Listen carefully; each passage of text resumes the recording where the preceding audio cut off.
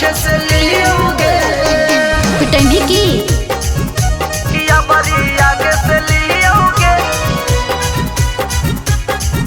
कि तोरा पीछे से लियोगे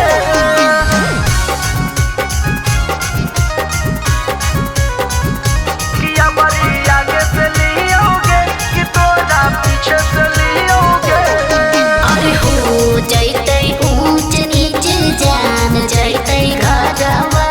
बोला तो जादी कोई ओकर कर दे बोमा डरावा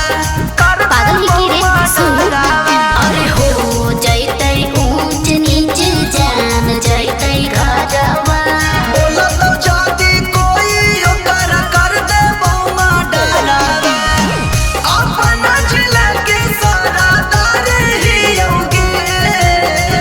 कि हमारी आगे से लियोगे कि तोरा पीछे से लियोगे कि हमारी आगे से लियोगे कि तोरा पीछे से लियोगे कि हमारी आगे से लियोगे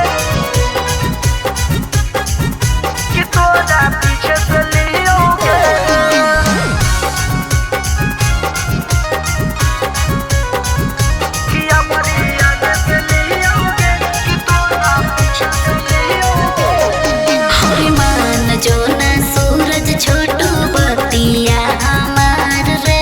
चलै शादी कर ले बई गमे में होते ससुराल के अच्छा सपना मते